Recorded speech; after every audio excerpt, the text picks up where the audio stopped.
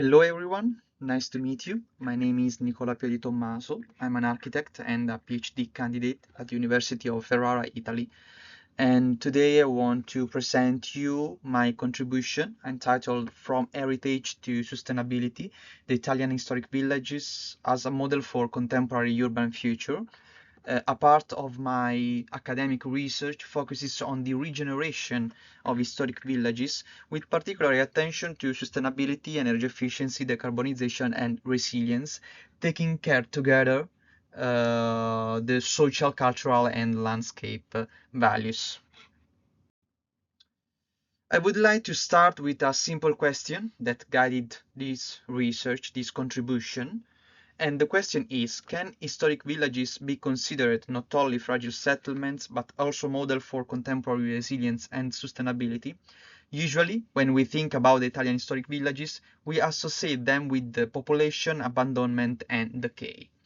My contribution try to propose different perspective. So instead of looking only at their vulnerabilities, I want to explore whether these same vulnerabilities may conceal latent resources that can inspire new approaches to regeneration. To understand this perspective, it's useful to briefly look at the evolution of the concept of heritage conservation. For a long time, the focus was mainly on the protection of the individual monuments as established by the Athens Charter in 1931. Later, the Venice Charter expanded the concept of recognizing the importance of the surrounding cultural context. In Italy, for example, the Gubbio Charter shifted attention towards historic centers, while subsequent national policies progressively focus on inner areas, small municipalities, and historic villages. Only recently, European strategies such as the Green Deal, the EPB, the Recast, and the N16 1883 standard have introduced themes such as energy efficiency and decarbonization into the heritage debate about the heritage culture, the heritage building. This evolution shows a transition from protecting isolated buildings to understanding heritage as a part of a broader territorial and environmental system. Today, heritage conservation is no longer only about preserving the past. It's increasingly connected with adaptive reuse, regeneration, and sustainable development. The transition represented in this slide illustrates this kind of change. We move from the conservation of a single monument toward the regeneration of a complex territorial system. In this context, historic villages became particularly interesting because they already embody many principles that contemporary policies are trying to promote, including circular economy, environmental sustainability, and community resilience. But why should we focus specifically on the historic villages? Because they are much more than small settlements. They constitute a complex territorial system and the historic urban landscape. They preserve strong relationship between architecture, landscape, and local identity. They also represent living repository of tangible and intangible heritage. Moreover, they occupy a significant part of the Italian territory, about 60% of the Italian territory, especially within inland and marginal area. For this reason, they can be considered important laboratories for experimenting with new regeneration model. One of the main issues emerging from the literature is that there is not shared and homogeneous definition about an historic village as a settlement, as a historical settlement. In this research, I propose a synthesis of the existing interpretation. So, what is an historic village? First of all, is generally a pro-industrial settlement, often with medieval origins, and linked to the process of the incastellamento. In fact, the historic villages in Italian is borgo, from Latin and Germanic Borgus, that meaning like castle. It has a recognizable urban morphologies, a strong relation with the surrounding landscape, vernacular architecture, and traditional construction techniques. It also preserves, as we said, tangible and intangible heritage, and is often associated with the settlement of fewer than 5,000 inhabitants.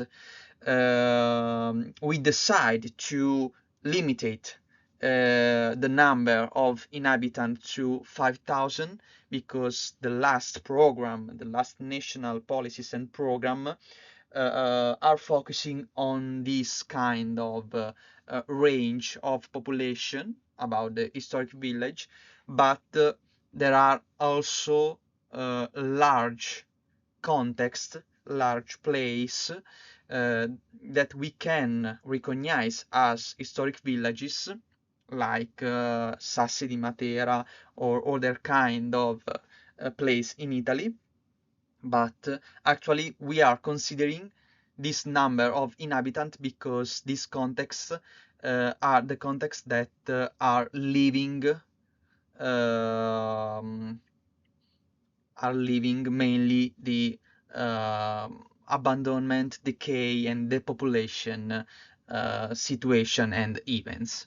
However, I think that the most important aspect is the final definition about the historic villages. Historic villages is a dynamic territorial and social system shaped by centuries of interaction between community, heritage, and environment. For this reason, the historic village represent a complex and complicated system in the Italian territory. Current literature often presents historic villages through a narrative of fragility. The dominant themes are the population, abandonment, aging, lack of services, and environmental risk. At the same time, there are also important research gaps. There is no shared definition, terminology is fragmented, there is no homogeneous mapping system, and there is still limited knowledge about historic villages as a settlement system. Another issue is that villages are often reduced to two extreme face images. On one side, they are places of decline and decay. On the other, they become a sort of idealized stories landscape. My research want to try to move beyond these simplified narratives. So the main question becomes now, can these vulnerabilities reveal hidden resources for contemporary regeneration, and in which way? Before presenting the results, I would like to clarify that in this contribution, I'm not presenting the entire literature review process that is a part of my academic research. Instead, I will present the outcomes of that review, identifying four main thematic dimensions from the literature review: the social, the cultural, the technical, and environmental. For each dimension, I explore the vulnerabilities and I try to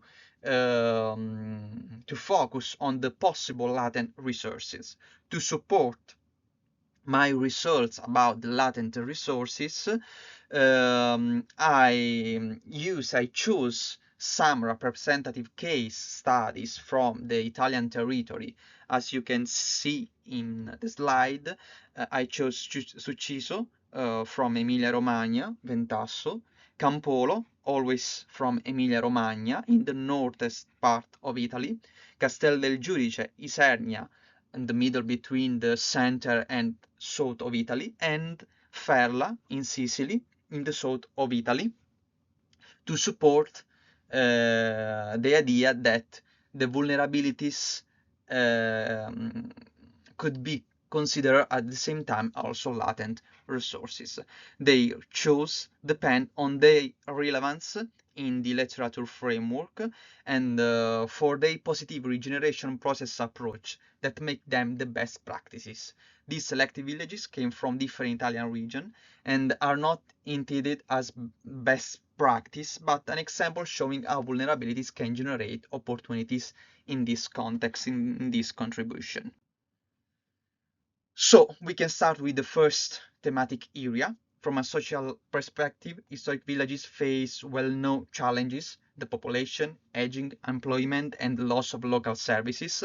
However, this condition also create what some scholars define as sleeping resources: abandoned buildings, unused land, and underutilized space, and can become opportunities for innovation.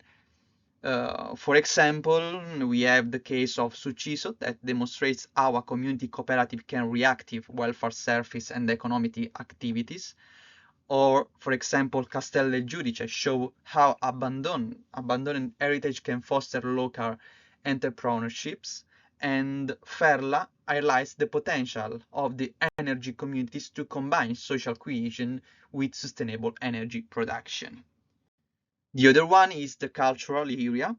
The cultural dimension is also characterized by a dual perspective. Historic villages are experiencing the loss of tradition, identity, and local knowledge. Tourism can sometimes standardize local culture and transform authentic place into consumer products. At the same time, these places preserve important intangible values. Craftsmanship, collective memory, and local productive tradition remain powerful research. An example is the case of Campolo, particularly significant. In the restoration of the stonecutter school was not only an architectural intervention, but also a process of recovering local identity and traditional knowledge. From a technical perspective, historic villages are often associated with obsolete buildings and low energy performance. Yet, many traditional construction systems already include sustainable principles. Thick masonry walls provide thermal inertia, local material reduce environmental impacts, adaptive reuse preserve embodied energy, and avoids unnecessary land consumption. An example, and a famous example from the 19 decades, is the case of Colletta di Castelbianco, illustrate how traditional architecture and compatible restoration techniques can enhance energy performance while preserving cultural values. The last one is concerning the environmental area. Historic villages are also exposed to environmental risk, such as hydrogeological instability, climate change, and the abandonment of agriculture. Nevertheless, they still preserve important ecological resources. Biodiversity, ecosystem service, and traditional landscape management practices represent valuable assets. The select case studies show different possibilities. For example, Suciso promotes landscape stewardship. Castel del Giudice has recovered abandoned agricultural land with the support of private investment and private industries on the territory. Colletta and Campolo demonstrate how settlement historically adapted to local topography and the natural drainage system. This example suggests that the historical villages can become laboratory for example, nature-based solution. Here, in this part, I want to summarize the main findings. For every dimension, vulnerabilities correspond to latent resources. The key message is that fragility and opportunity are not opposite conditions. In many cases, they coexist. So the idea is at the moment, try to not focus only on the vulnerabilities of this context, but take the latent resources to resolve their vulnerabilities. Understanding this relationship can help us develop more integrated regeneration strategies. So, in conclusion, this research suggests that historical villages should not be considered only as a fragile place requiring protection. They can also provide valuable insights for contemporary urban future. They do not offer ready-made solution, and their experience cannot simply be replicated everywhere, over where they embody principles such as community participation, adaptive reuse, environmental stewardship, and sustainable research management that may inspire broader regeneration policies. At the same time, the study has some limitation because there is still a lack of shared definition of historic villages. The existing literature often repeats similar narratives, and every village has its own specific historical and territorial features characteristics, making generalization so difficult. And for this reason, future research should integrate qualitative approach with quantitative data and local evidence. But for that, we need to have a unique and homogeneous mapping and data collection on the territory from different sector, maybe involving, for example, some Italian association that are working yet mm, from a lot of time, from many times. For example, the association I Borghi Più Belli d'Italia, the most beautiful historic villages in Italy, and for example, the orange flag always on the Italian territory. So this was concerning my contribution. So thanks for your attention, and I hope that we can see you soon.